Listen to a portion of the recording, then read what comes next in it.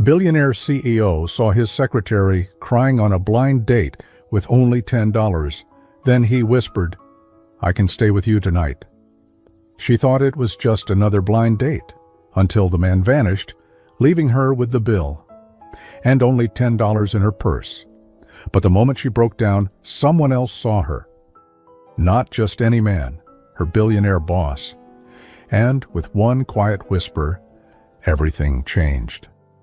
Before we continue, if you enjoy touching and inspiring stories like this one, make sure to subscribe to the channel and leave a like. Now, let's get back to the story. "I'm sorry, but I'm not paying for your meal."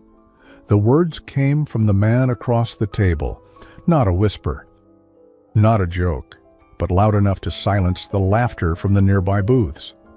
Evelyn's cheeks flushed a deep, unforgiving red. She tried to smile to make sense of it. "Wait, is this part of the date?" she asked gently, as if the embarrassment might vanish if she stayed kind. Derek leaned back in his chair, arms folded. "You ordered the steak and the wine. I only had a salad. I think it's fair we split it." He shrugged, then reached into his blazer and tossed a $20 bill on the table like a tip he didn't care about. "I've got to use the bathroom," he added. "Back in a sec."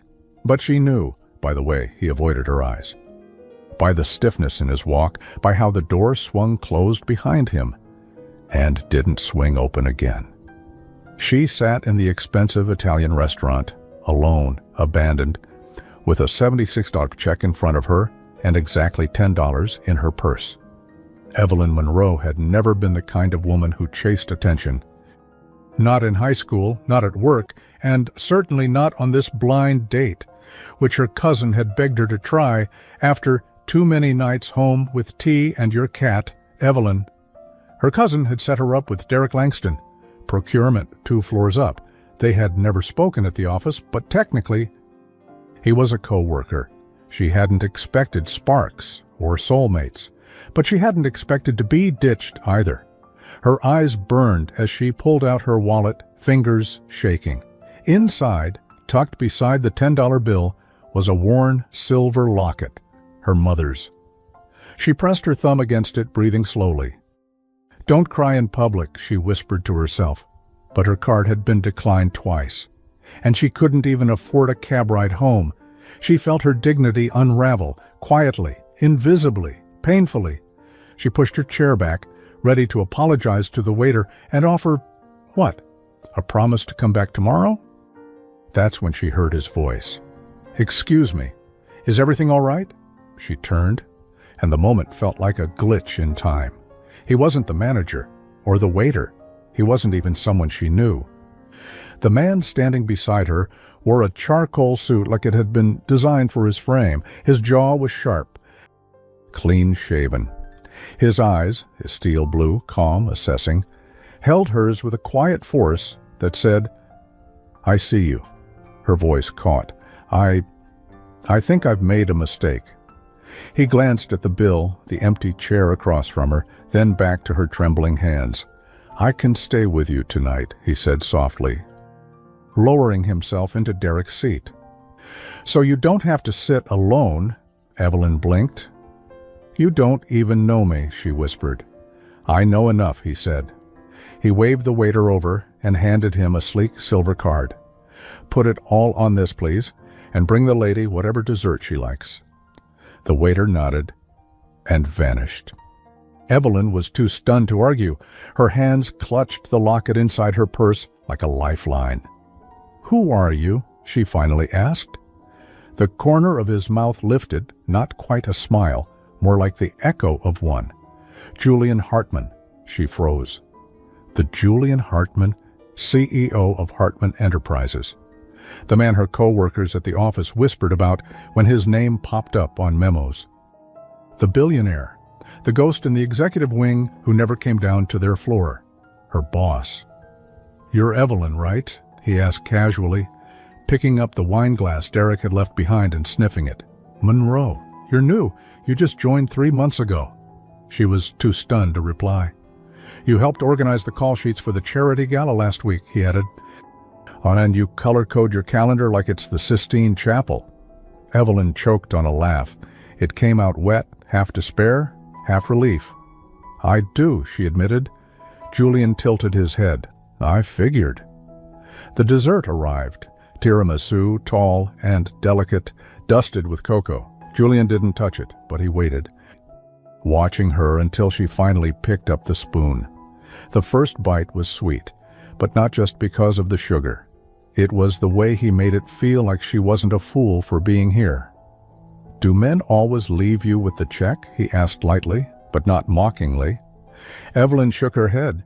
This was my first blind date. Then you're getting the full tour. That made her laugh again.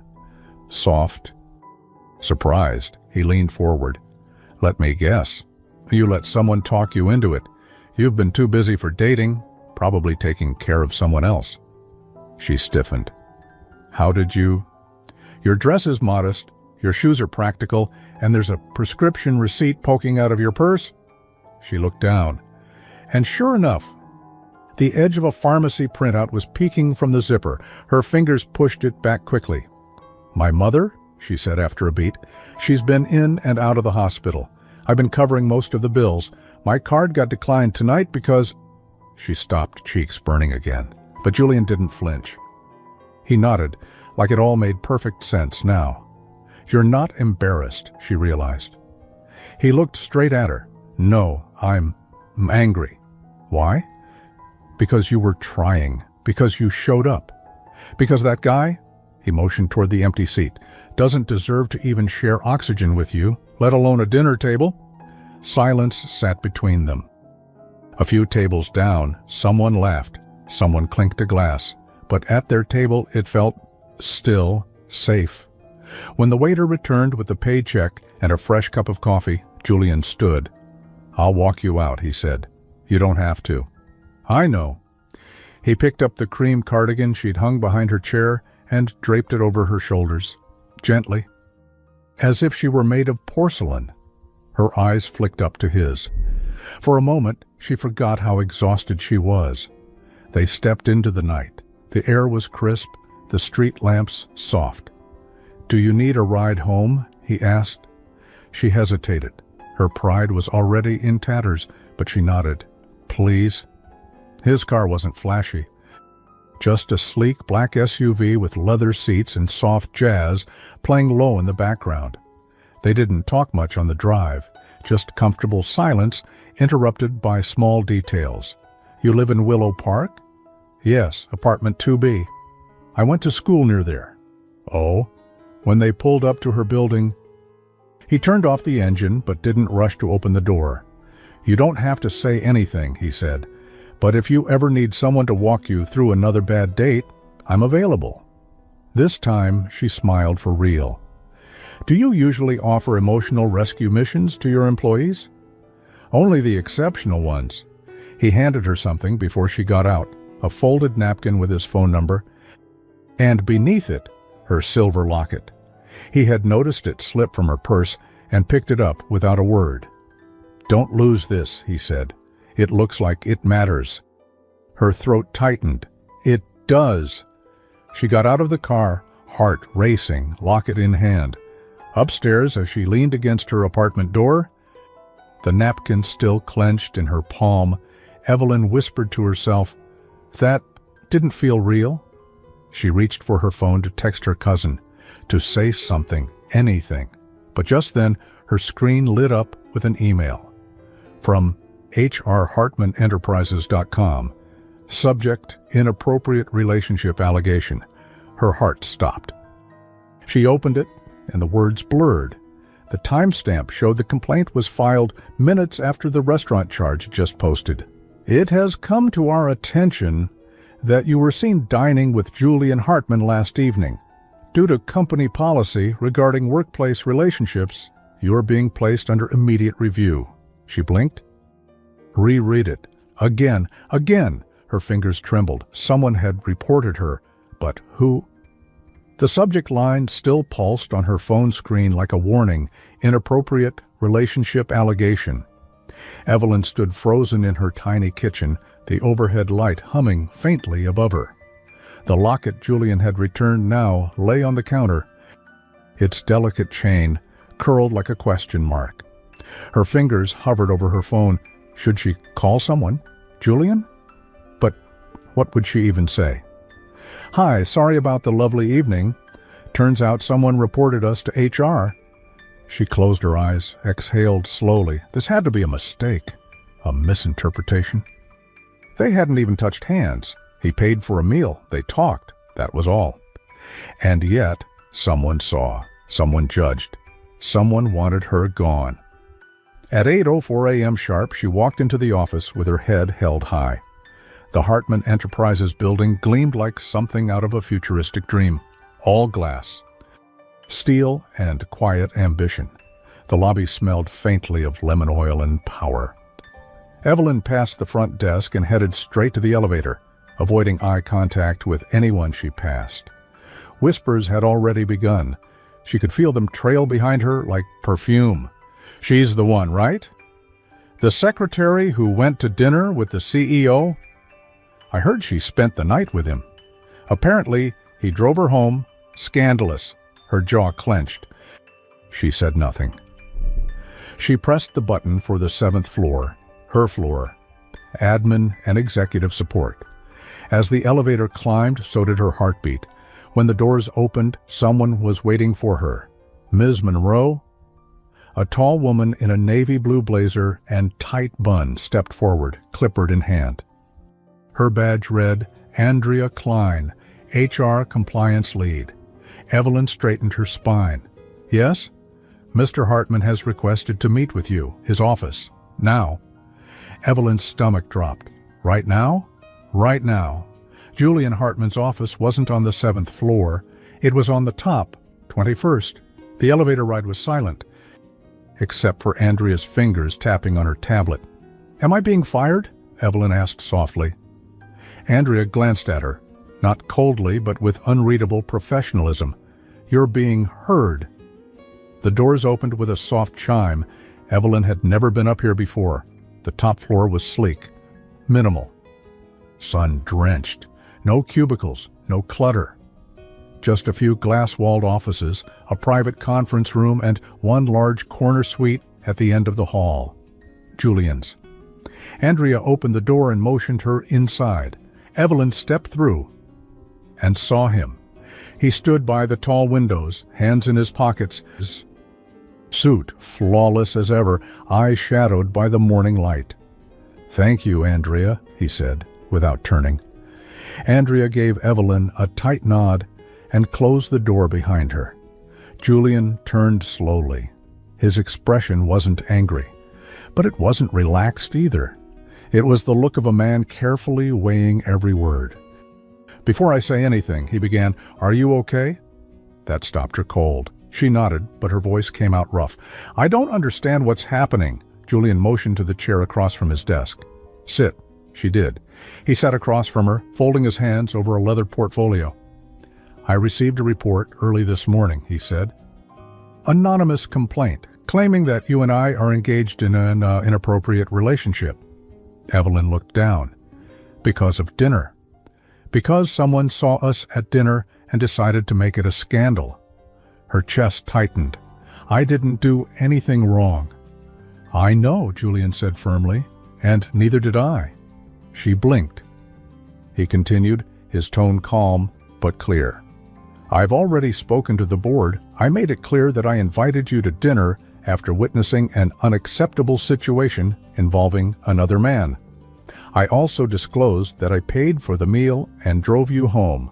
I was transparent. By the book." Evelyn swallowed hard. "Why are they still investigating me then?" Julian's jaw flexed. "Because you're not the CEO," he said simply. "You don't have the same shield I do." Silence fell until she whispered, "So what happens now?" Julian leaned forward slightly. "I'm offering you 2 things," her breath caught. "1, a formal statement clearing your name. You'll keep your job, your record stays clean.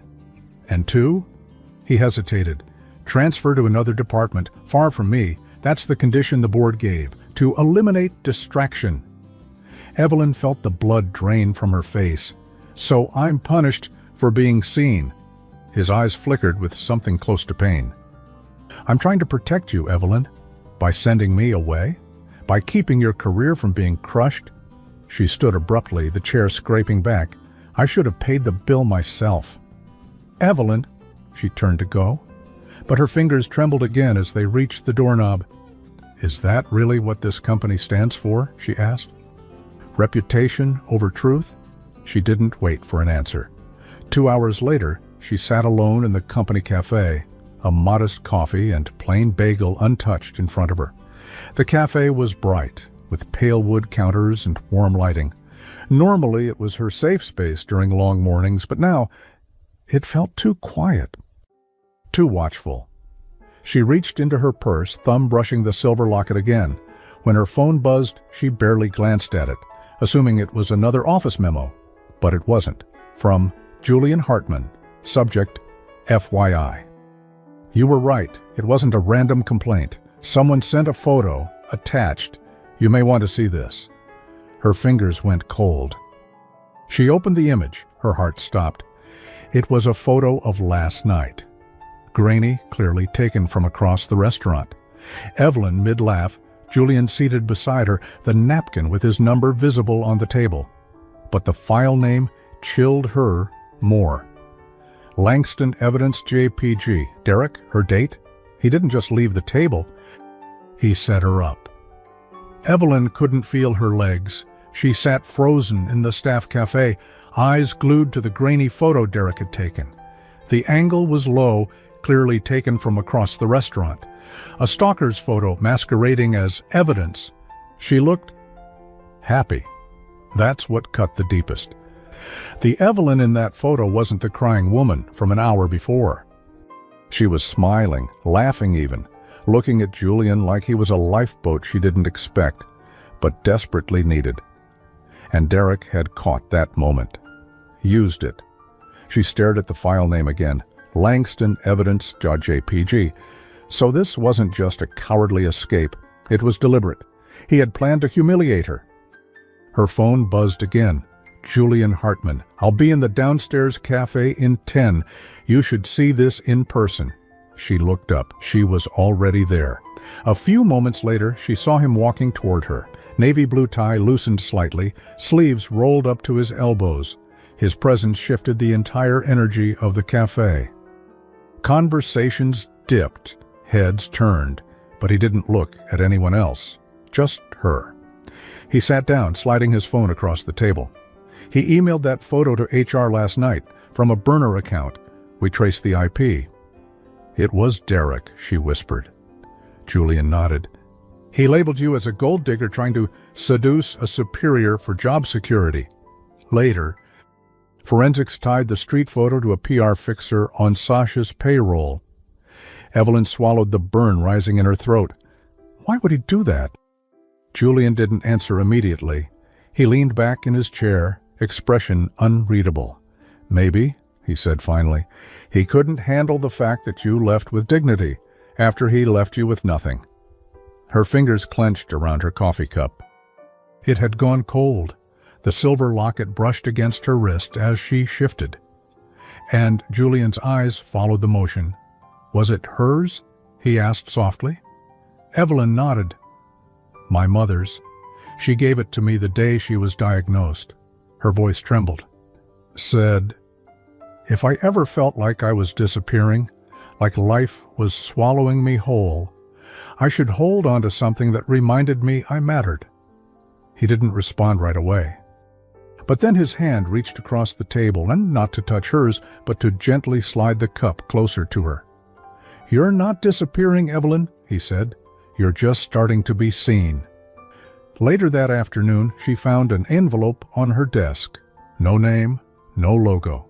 Inside, a note. Let's even the playing field. Come to conference room B at 6 p.m. Bring your voice. It's JH.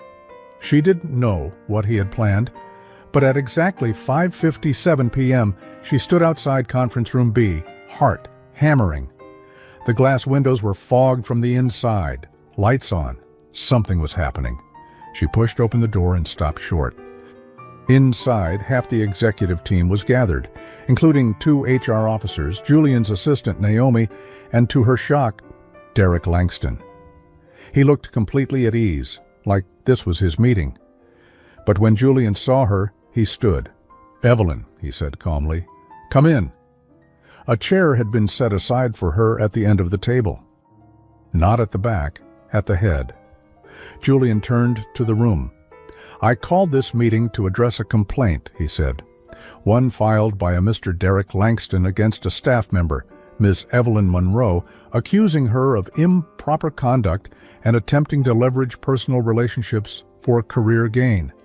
A murmur moved through the room. Derek smirked. "And?" Julian's smile was sharp. "And I've invited Evelyn to respond directly, in her own words." All eyes turned to her. Evelyn stood, legs shaking beneath her blouse and pencil skirt. She reached for the locket instinctively. "Last night," she said, voice steadying with each word, "I went on a blind date that ended badly. The man left me at the table after refusing to pay for what he ordered, knowing I couldn't cover the bill. That man was Derek Langston." Gasps. Derek's face twitched. "You can't prove—" But Julian held up a finger. "Let her finish," Evelyn continued. "Mister. Hartman stepped in when he saw me crying. He stayed, not as my boss, but as a decent person. He paid for the meal. He offered me a ride home so I wouldn't walk alone at night with no money. That was all." She turned to HR. There was no romantic involvement, no impropriety, only dignity and decency. She reached into her purse and held up her phone. "I have messages from Derek leading up to the date. He knew about my mother's condition. He asked about my salary. He pretended to be interested, then left me vulnerable. And then he took this." She passed the printed copy of the photo to HR. "Evidence," he called it, "but it's just a punishment for not playing along." The room went dead silent. Then Julian stepped forward again. "I'll be requesting a full investigation into Derek Langston's behavior," he said coolly, "including misuse of internal resources to escalate false claims. Effective immediately, he is suspended pending review." Derek's chair scraped back. "You can't do this!" But Naomi was already standing. "Security's waiting outside, Mr. Langston." And just like that, he was out. Later that evening, as the building emptied, Evelyn lingered in the conference room, watching the lights dim one by one. Julian returned, sleeves still rolled, now with 2 paper cups in his hands. "I figured this might be a 2-coffee kind of day," she smiled. Softly, he handed her the cup. "Decaf, almond milk, right?" Her eyebrows lifted. "You remember? I read your personnel file," he said with a shrug. "Twice." She sipped. It was perfect. They sat in silence for a moment. Then he said, "I meant what I said. You deserve to be seen." Her fingers brushed the locket again. "And heard." Julian's gaze held hers. "You have a beautiful voice, Evelyn." Her cheeks flushed, not from embarrassment, but something warmer, quieter, hope. But then her phone buzzed again. A text, unknown number. "Just because he covered for you doesn't mean it's over. You think he's your savior? He's just covering his tracks." Attached, a blurry photo of Julian standing outside her building last night, head turned, watching her walk inside. Her stomach flipped. Someone else had been watching. Someone else had followed them. The moment Evelyn read the threatening text, her entire body turned cold. Just because he covered for you doesn't mean it's over. You think he's your savior? He's just covering his tracks? Attached. A blurry photo of Julian standing outside her building, watching. Someone had followed them. Someone knew. Someone wanted to twist it into something it wasn't. She sat back against the couch in her tiny living room. The lamp beside her, casting a tired yellow glow across the room. The cat, Lily, curled against her side, purring softly, unaware of the tension tightening her chest. This wasn't over. But who was it now? Derek was out, suspended. And no one had seen him in the building since the meeting. Was it someone else in the company? A rival? A jealous co-worker? Or worse, someone from Julian's world? The next morning, Evelyn requested the day off. Her mother, Teresa, had been taken back to the hospital overnight, her breathing shallow, her blood pressure dropping. Evelyn spent the entire morning in the dull blue waiting room of St. George's Medical, clutching a paper coffee cup that had long since gone cold. The nurses knew her by name now. She sat beside the bed as the machines beeped steadily, her mother asleep under thin blankets, a trace of oxygen hissing beside her. The silver locket glinted faintly against Evelyn's cardigan. She touched it, like always. "You gave me this," she whispered, "so I wouldn't forget who I was." But today, she didn't feel strong. She didn't feel seen. She felt tired and scared. Her phone vibrated. "Julian, I heard you're out today. Are you all right?" She stared at the message for a long moment before replying. "Not really. My mom's in the hospital again." Julian, "Do you want company?" Evelyn hesitated, then typed, "Come after 6. Bring real food. Cafeteria coffee is a crime." At 6:17 p.m., there was a soft knock on the door of room 304. Evelyn opened it, and there he was. No suit, no tie, just a deep navy sweater over a crisp white shirt.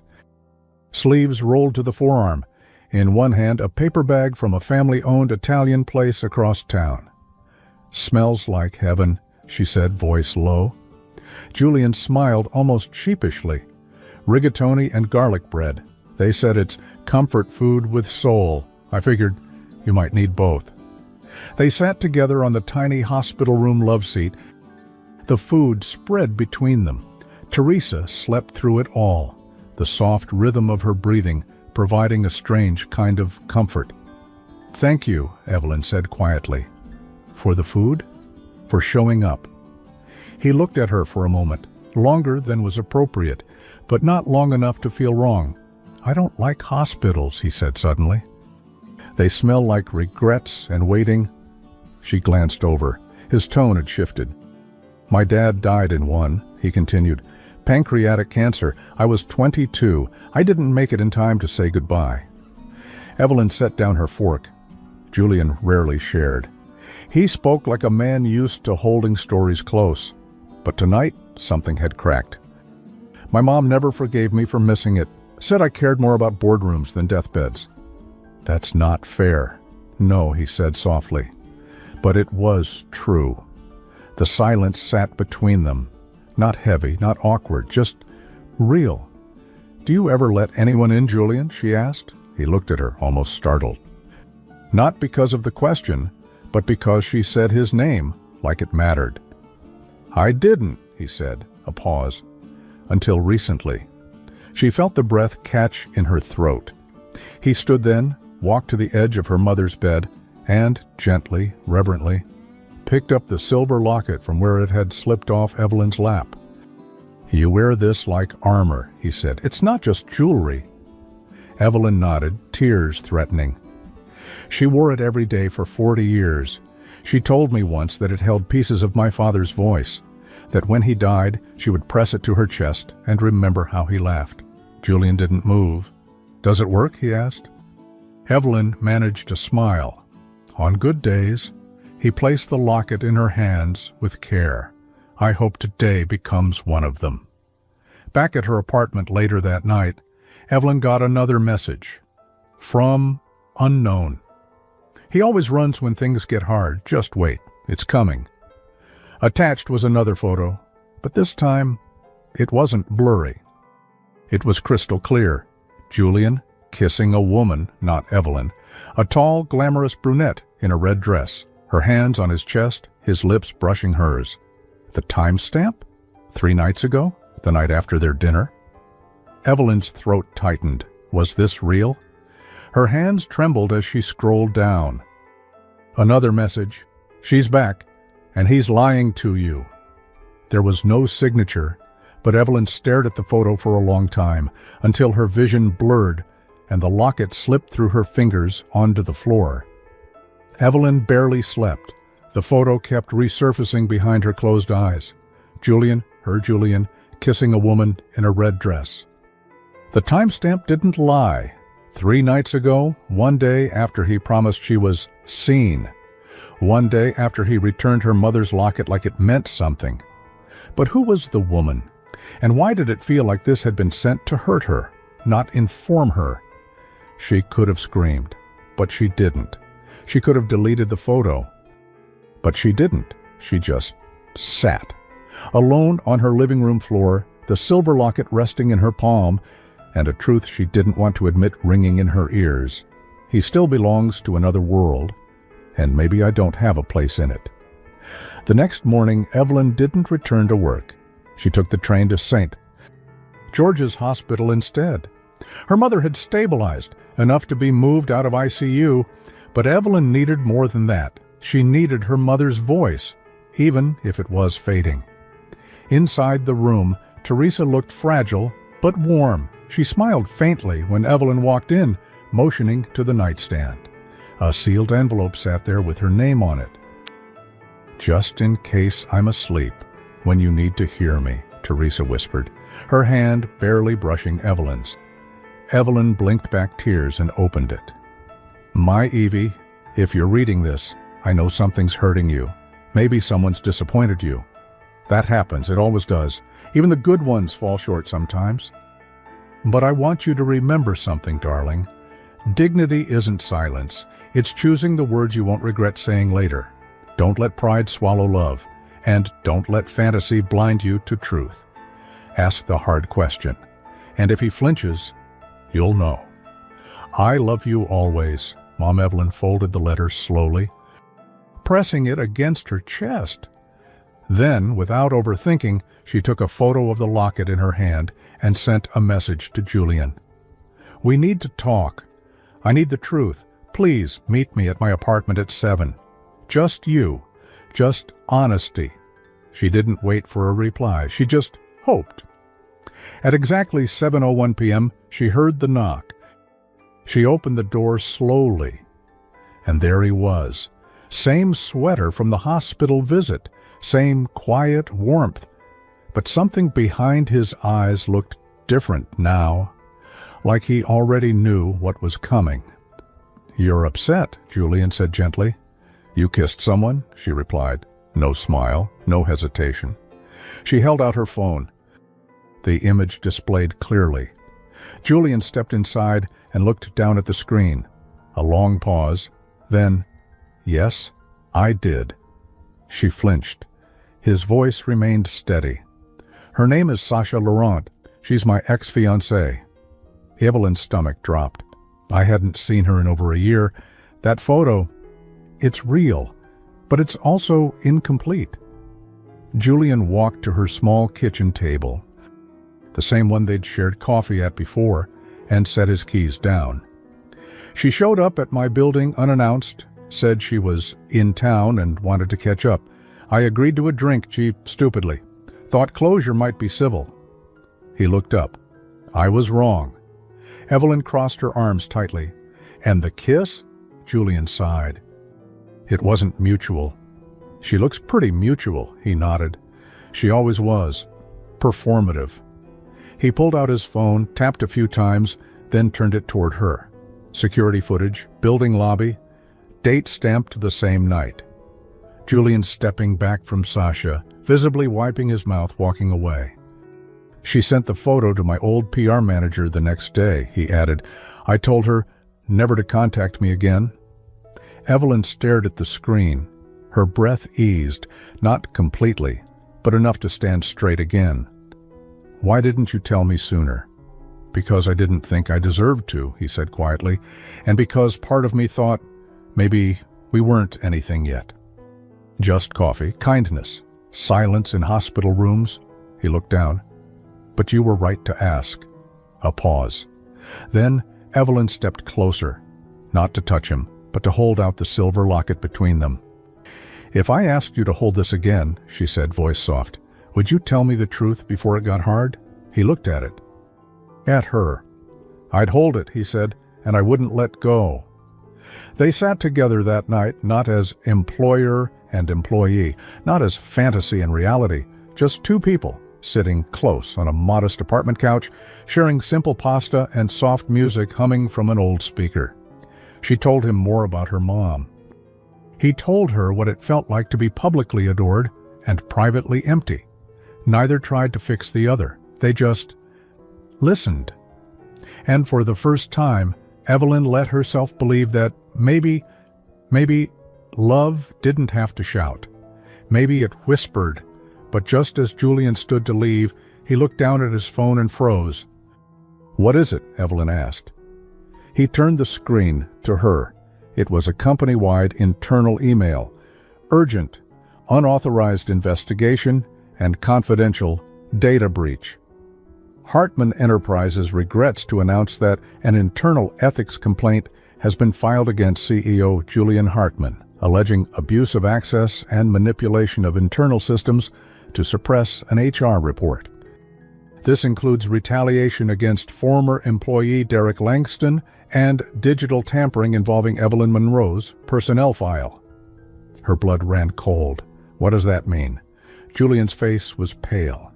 "It means," he said, "someone just declared war." Julian stared at the screen like he'd been punched. Unauthorized investigation, retaliation, personnel, tampering. They weren't just ugly words. They were explosive. In corporate language, this was a loaded gun. Evelyn read the email again, every line making her stomach churn. Her name was right there, buried in legal phrasing and veiled accusations. She was part of it now, not just collateral, central. She looked up at him. Who would do this? Julian's jaw tightened. "There are people who've been waiting for a reason to take me down. All they needed was a story." "And you think Derek did this?" Derek was a symptom, not the hand pulling the strings. He turned away, pacing her tiny living room like it was a courtroom floor. "I made enemies when I took over, cut bonuses, changed policies, consolidated power. They smiled in meetings, toasted with champagne, and waited." Evelyn crossed her arms, heartbeat picking up. "So now they're using me to frame you." He stopped pacing, turned, and looked at her like he was seeing her for the first time, not as someone caught in the storm, but someone standing in it beside him. "No," he said quietly, "they're using me to break you." By morning, the story had leaked to the press. It was only a whisper, for now, tucked inside a finance blog with blurry screenshots and carefully worded accusations. Billionaire CEO under internal ethics review, favoritism, and HR bypass at Hartman Enterprises. Julian didn't come into the office that day, but Evelyn did, wearing her most neutral blouse, her hair pinned tight, and the silver locket worn outside her clothes. Not hidden, a statement, a shield. Ki. The stares returned. So did the whispers. But this time, she didn't flinch. At 9:02 a.m., she stepped off the elevator to find Naomi, Julian's executive assistant, standing by the glass wall of the executive conference room. Naomi was elegant, tall, composed, the kind of woman who knew where every skeleton was buried. And who put them there? Her eyes narrowed slightly when she saw Evelyn. "You should be home," Naomi said, arms folded. "And let the story write itself," Evelyn replied. Naomi's smile didn't reach her eyes. "You're brave. I'll give you that." "I'm not brave," Evelyn said softly. "I'm just done being quiet." Naomi tilted her head. "You really think he's worth this? The late nights, the headlines, the judgment?" Evelyn didn't answer. She didn't need to. That afternoon, she made her way to Julian's penthouse. Not the office, not his building, his home. He opened the door with the same look he wore in meetings. Unreadable. But his voice gave him away. "You shouldn't be here." "You didn't answer your phone," she said. He stepped aside, let her in. The space was airy, modern, but not cold. Leather, deep blues, art on the walls. Nothing flashy, nothing arrogant. Just lived in.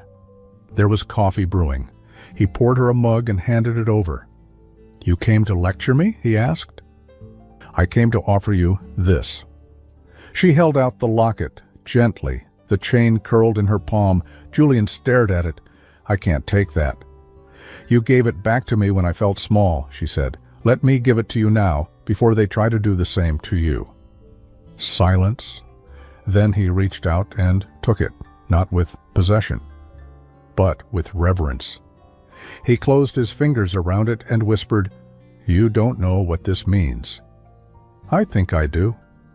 Later that night, as the sun dipped low over the skyline, Evelyn sat across from him at the kitchen island.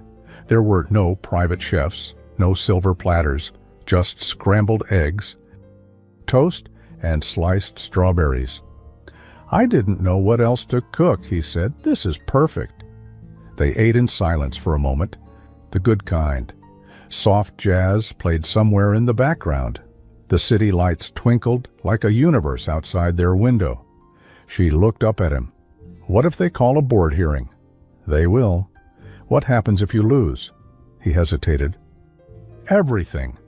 She studied him, and then, like flipping a switch inside herself, Evelyn said, "Then tell them everything. About Derek, about Sasha, about me." Julian's brows lifted. "You're willing to be in the room?" "I'm willing," she said, "but I won't be silent." The next morning, she got the official memo. Board hearing, 10 a.m. Governor, executive level. Conference room. As she arrived 5 minutes early, Julian was already there, in a dark navy suit, silver cufflinks. He looked composed, present, powerful. Around the table, 5 board members, 2 lawyers, 1 HR rep, and to Evelyn's surprise, Naomi. Julian opened with calm confidence. He laid out the timeline, named Derek directly. Confirmed Sasha's reappearance, offered security footage. Emails. Then, it was Evelyn's turn. She stood slowly, took a breath. "My name is Evelyn Monroe. I was hired 3 months ago as a junior secretary in admin support. On the night in question, I was abandoned during a blind date by a man who intentionally left me with a bill I couldn't pay. Julian, Mr. Hartman, saw me crying and stepped in." She looked directly at the oldest board member, a woman in pearl earrings with skeptical eyes. "He didn't touch me. He didn't promise me anything. He gave me dignity, that's all." Naomi leaned forward, speaking for the first time.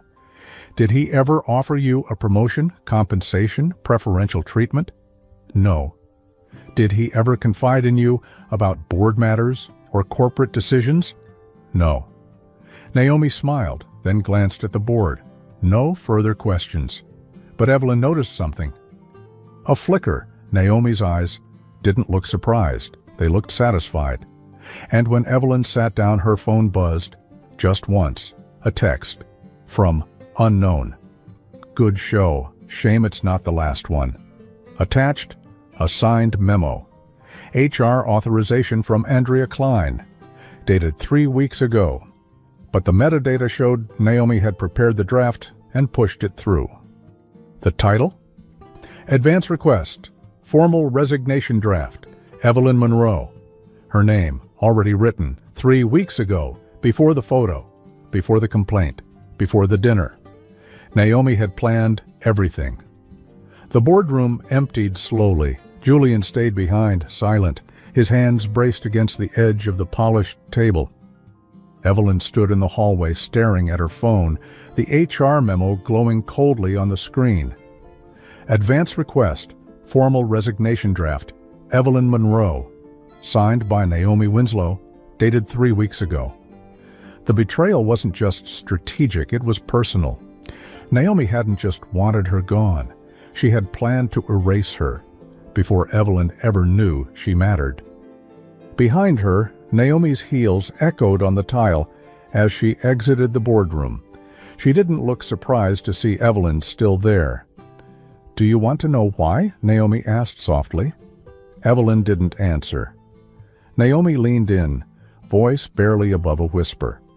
"I've watched him build this company for 8 years. Watched people pretend to care just to get close to him. Watched him give away pieces of himself to women who didn't see him. Not really.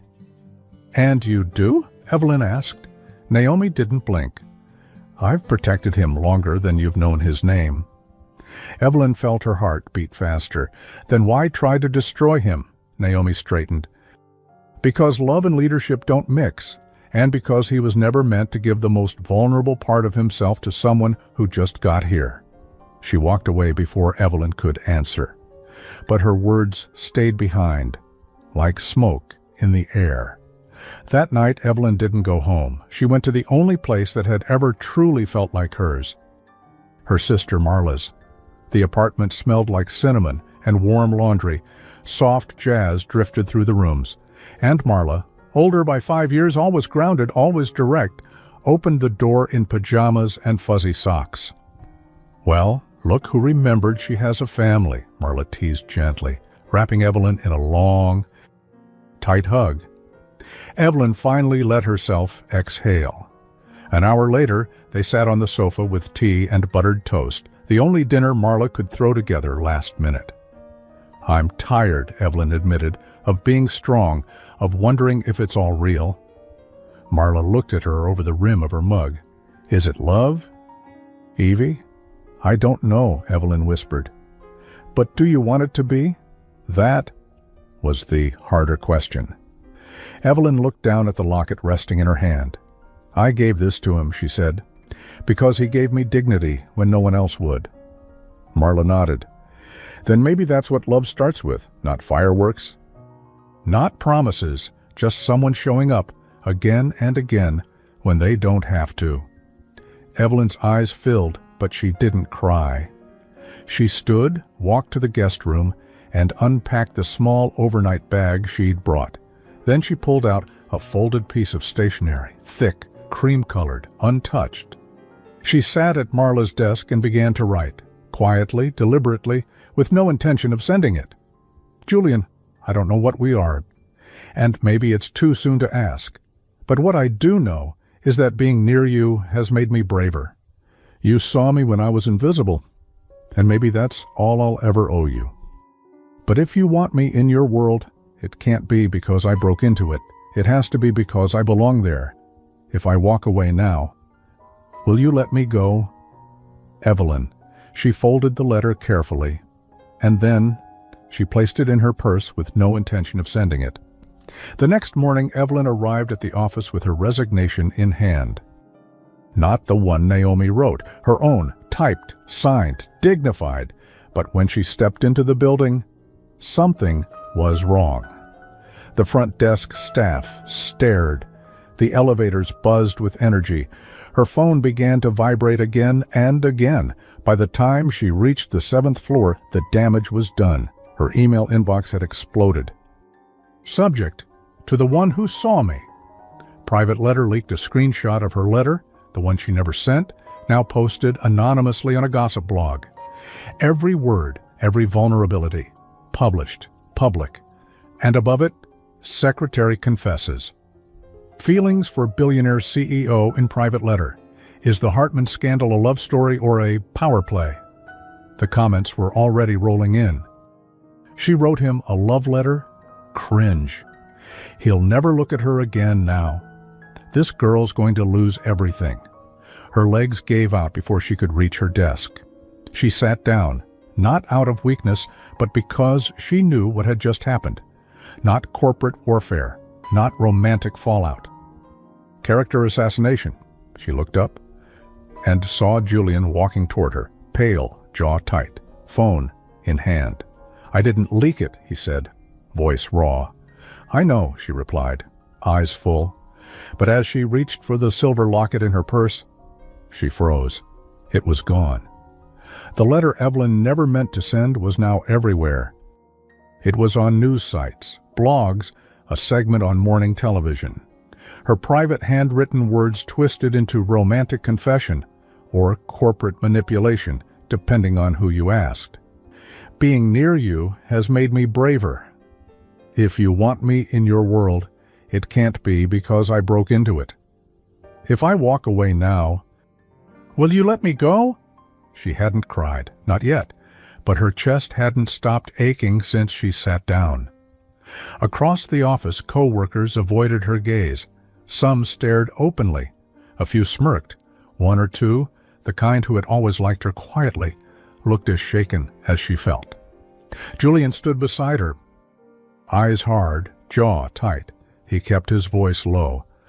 "I have the tech team looking into the leak. You never sent the letter electronically. It had to be—" "I left the physical copy on my desk," Evelyn whispered, realization dawning. "At your sister's?" "No, here, yesterday when I stepped away to HR and her voice caught—" "Someone went through my things," Julian cursed under his breath. "I'll get security footage. This isn't over." But Evelyn looked at him, really looked, and said something he didn't expect. "Let me handle this," he frowned. "You don't have to—" "No," she said firmly. "I do." At noon, Evelyn walked into the staff cafe, packed, loud, buzzing with low conversation and pointed looks. She stepped up onto a low wooden bench beside the bulletin board, cleared her throat. And then, without notes, without preamble, she spoke. "I didn't write that letter for an audience. I didn't write it to manipulate a man. I wrote it because I didn't want to become another woman who swallowed her truth just to stay safe." Conversation stilled. Utensils paused. Heads turned. "You don't have to like me. You don't have to approve of who I sit with, who I work for, or what I feel. But if I've learned anything in the last month, it's that shame only works when you keep it quiet. So, here I am. Not quiet, not broken. A beat." She took one breath and stepped down. Her hands shook, but she didn't fall. Behind her, someone began to clap. One voice, then two, then a dozen. Slow, hesitant, but real. Julian stood at the cafe door.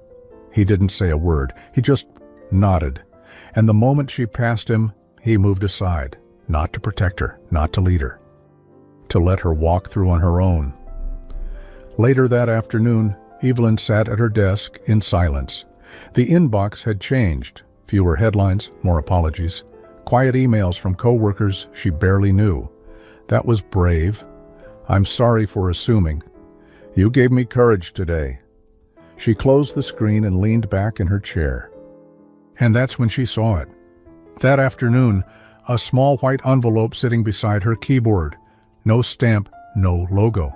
Inside was the silver locket and a note. "You left this behind, but I think it belongs to you, not him. N.W. Naomi." Evelyn stared at the handwriting. Sharp, elegant, unmistakable. No apology, no warmth, but no malice either. A quiet surrender. She fastened the locket around her neck once more, where it belonged. By 4 p.m., Evelyn got the final email. Subject: Board vote imminent. 6 p.m., final review of internal conduct concerns and leadership ethics. CEO status under review. Julian's future was hanging by a thread, and this time so was hers. Because if he lost, if they ruled against him, it wouldn't just be his job. The headline wouldn't be about him, it would be about her. Secretary brings down billionaire. Affair in the workplace, career ruined. Love letter costs them everything. And still. As the sun dipped behind the city skyline, she stood outside the boardroom doors, waiting to be called in. Julian arrived moments later, suit sharp, eyes calm, but as he reached for the door, he paused. "Evelyn." She turned. He looked at her like he was memorizing her. "If I lose this, it wasn't because of you. And if I win, it still won't be." Her throat tightened. Before she could answer, the boardroom door opened. "Mr. Hartman, Ms. Monroe, the board is ready for you." They stepped inside together, 15 people. A long table, no cameras, no press, just silence. Until the chairwoman, Pearl Edison, spoke. "We are prepared to cast a final vote on Mr. Hartman's leadership status. 12 members present, 1 absentee. Decision will be made based on presented evidence and board majority. Let us proceed." One by one they voted. Some eyes were kind, others neutral. Julian never looked at Evelyn. He didn't flinch. But when the votes ended, 6 for him, 5 against, Pearl Edison looked up.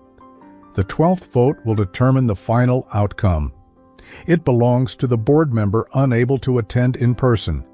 She's reviewing testimony now and will cast her vote remotely within the hour. Her name is Sasha Laurent. Despite council recommending recusal, the bylaws allowed remote voting if the member disclosed the conflict. Sasha disclosed, and the chair noted it on record.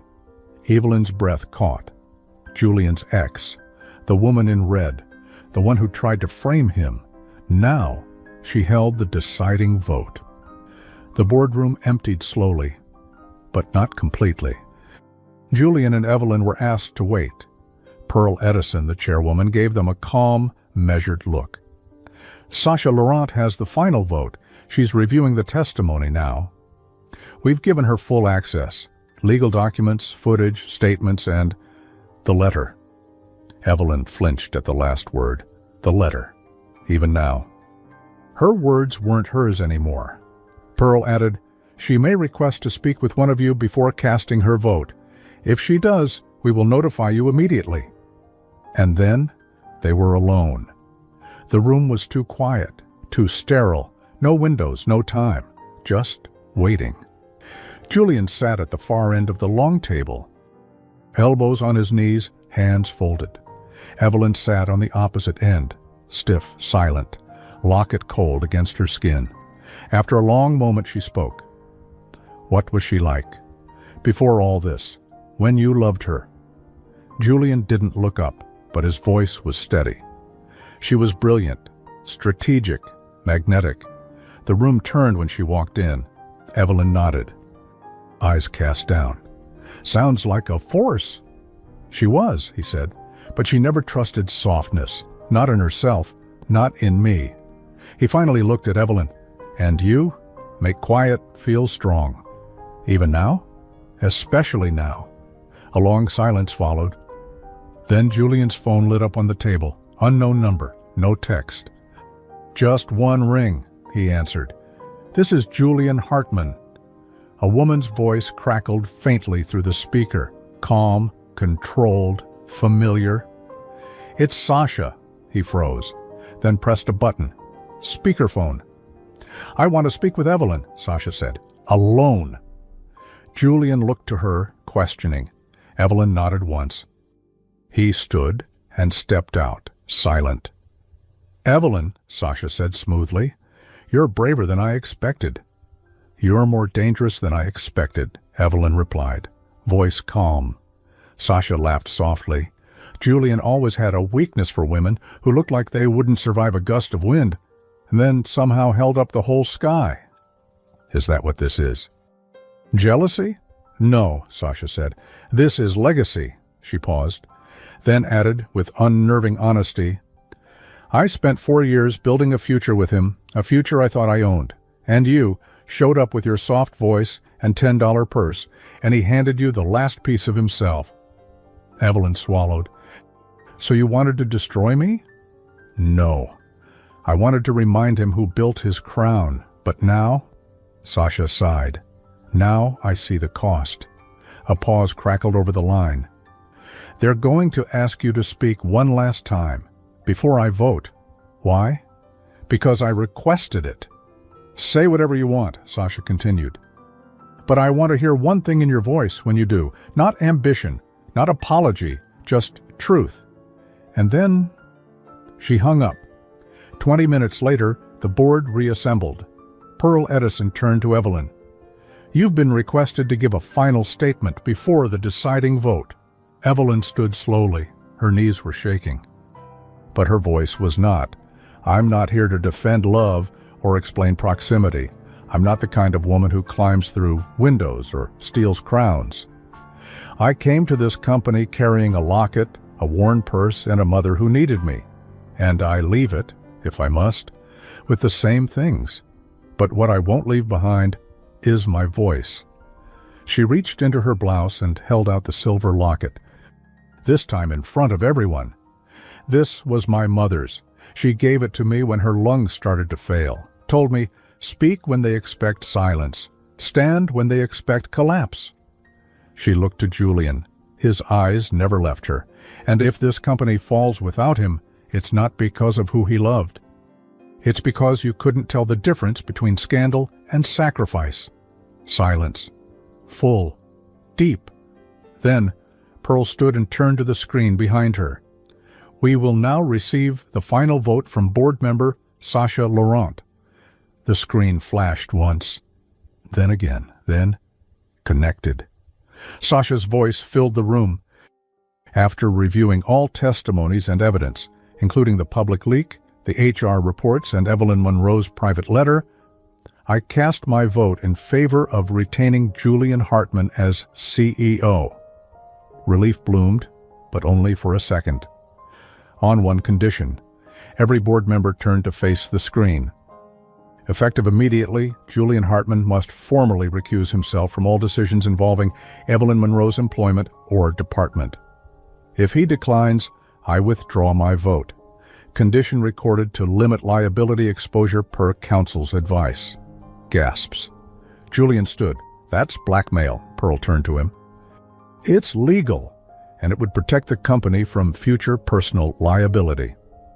Evelyn looked down at the locket in her hand. Sacrifice, not scandal. Julian's eyes found hers. The room held its breath. Pearl turned to him. Mr. Hartman, do you accept the condition? He didn't answer. He turned and looked at Evelyn. Not as a CEO, not as a man saving face, but as someone about to lose what matters most. Julian stood frozen in the boardroom, every eye on him. Sasha's voice still echoed through the speakers. Retain your title, keep your crown, but lose her. That's the deal. Pearl Edison repeated calmly. Mr. Hartman, do you accept the condition? Julian turned to Evelyn. Her face was calm, but her eyes were wide, brimming, not with desperation, but understanding, because she knew what he was about to say. He didn't speak to the board, he spoke only to her. I'd rather lose everything than lose you quietly. A ripple of gasps passed through the room. Pearl blinked. Mr. Hartman, are you declining the terms? Julian finally turned back to the board, voice steady, low, controlled. No, I accept. Evelyn's breath caught. He continued, hands clasped behind his back. I'll recuse myself from all involvement in Ms. Monroe's employment, effective immediately. Not because I was forced, not because I was guilty, but because she deserves the chance to stand or rise on her own. He turned back to Evelyn, then stepped aside, leaving her standing alone. For the second time in her life, she had been let go, but this time it was with dignity, and that made it hurt more. Evelyn didn't cry. Not until the elevator doors closed behind her, not until the silence folded around her like a second skin. She didn't collapse. She didn't run. She simply went home, packed a small bag, and took a cab to the only place she needed to be. Her mother's hospital room.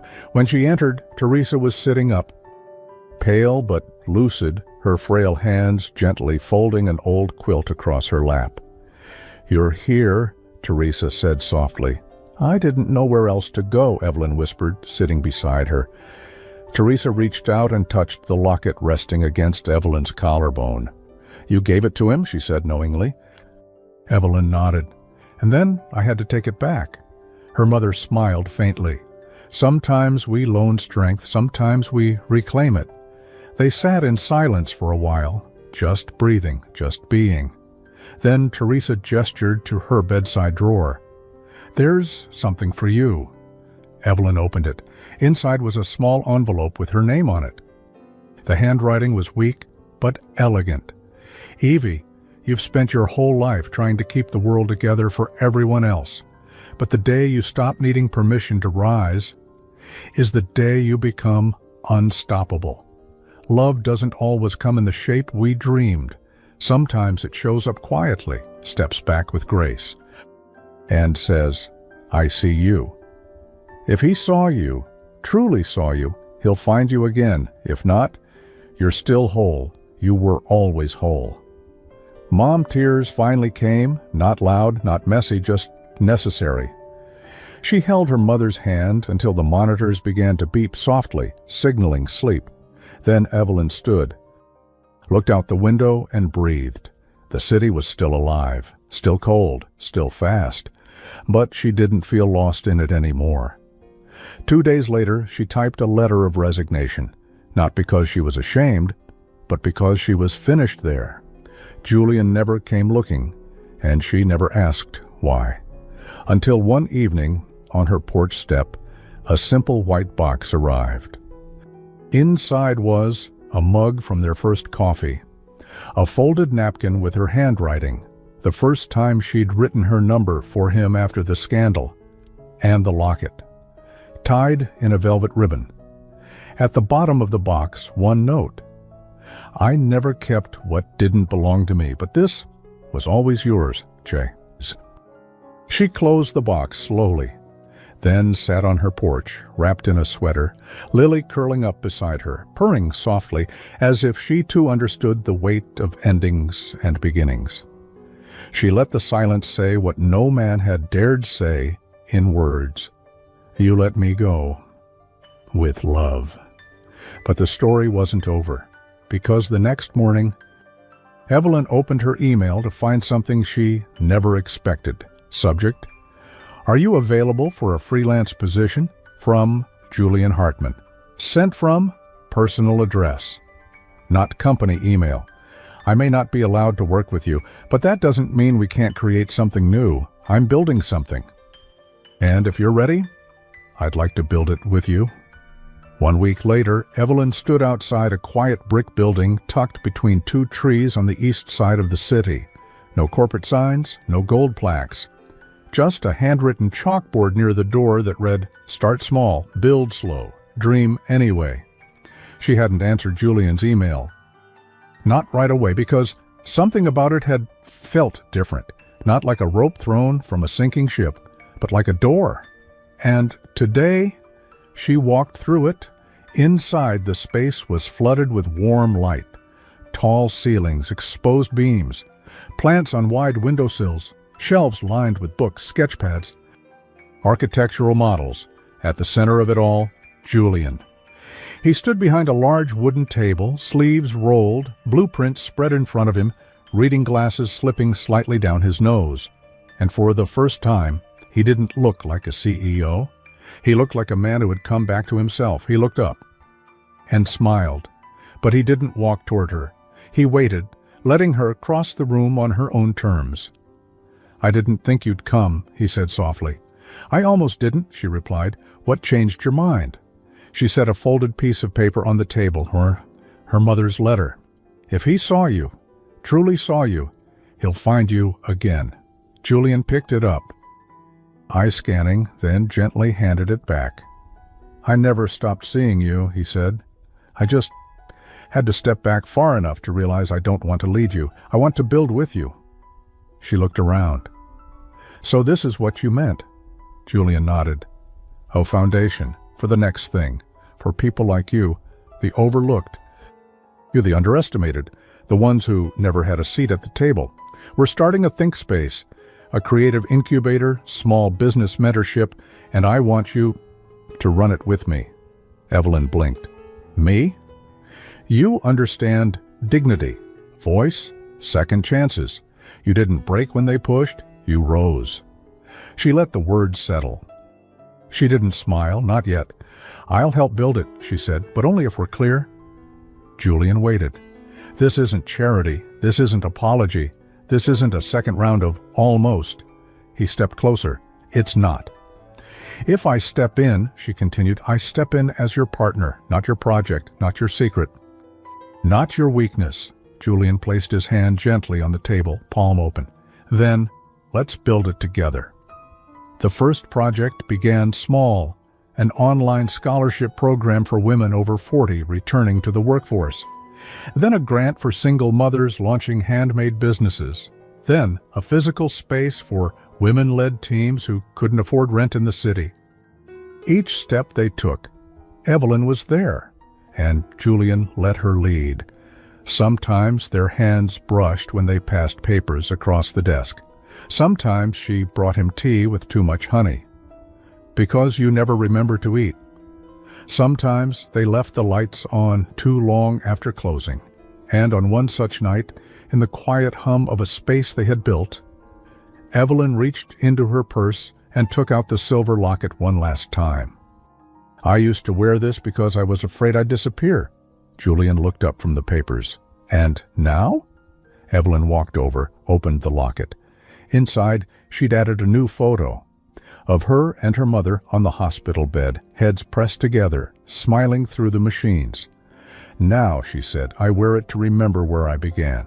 She took it off and gently hung it on a small brass hook by the office entrance, beside a sign that read, "This place was built by hands that shook, by hearts that broke, and by people who showed up anyway."